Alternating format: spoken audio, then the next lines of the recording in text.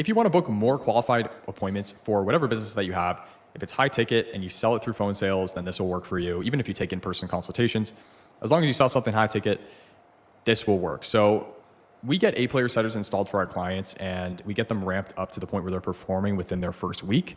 And for example, this client here, he got 10 high ticket deals in his first 3 weeks of installing his first setter, which was $70,000 in revenue for him. We took our client Luke from $25K a month to $84K a month in 45 days, which is nearly $60,000 a month increase. After installing a setter in just 45 days, he had a 11K day here, 20K day here. So you get the point, right? But here's how we actually approach this. There's two sides of the battle here, right? First part of the battle is you have to actually find a qualified setter.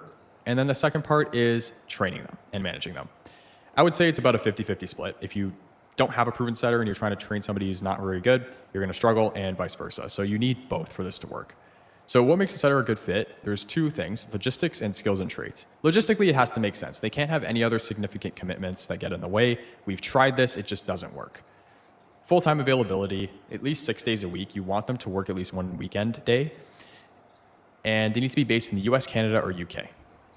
In terms of skills and traits, by the way, just to touch on this too, we have had plenty of clients hire from overseas before coming to us and realizing that the talent is just so much better in these regions because there's no cultural barriers, no accents, and they simply perform better. Skills and traits, so they need to be coachable, very, very important. We prioritize the soft skills over experience every day of the week. Another underrated trait is their EQ. How emotionally intelligent they are typically correlates to how well they perform.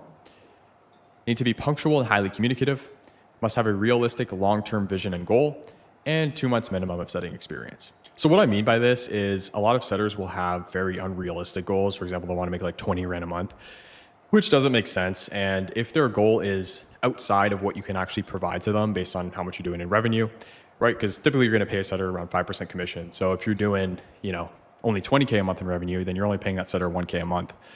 So it's important to understand how to actually structure the compensation. Because there are some scenarios where if you are only doing 20K a month, it does still make sense to get a setter if your lead flow warrants it. So you just have to come up with more creative compensation structures for that setter. But for example, if you have a setter who wants to make like 20K a month, you're only doing 100K a month, then it's not going to be a good fit. They're going to churn early. So you're going to waste your time and resources training this person, and it's just not worth it. So that's what I mean by that. And typically we just look for a little bit of setting experience at the minimum.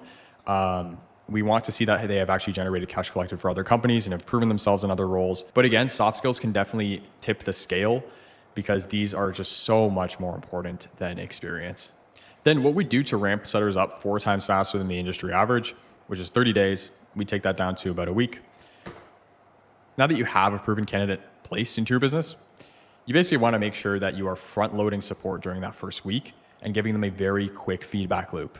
So what we're doing is we are basically doing ICP mapping, which is like looking at the client's market and their most common pain points, objections, goals, etc., training the setter on that, and then doing mock sales conversations with that so that they sound like they've already been dialing for you or working for you for months before they even start. Then we go live and we have a daily coaching call every single day where we are doing mock calls, we're reviewing calls that they've had, and we're shadowing them as they're making calls. What this does is it gives them a very quick feedback loop because we can give them feedback on the spot and they can implement it right then and there. Whereas if you aren't doing these calls, there's going to be a longer period of time between when they ask for feedback and when they receive it, which naturally means that your setter is going to take a lot longer to get ramped up. We're also giving them feedback through Slack, which is where we communicate typically all throughout the day. So they have constant feedback and support, more than what they need to be successful. Then on day 7, we hit that KPI checkpoint.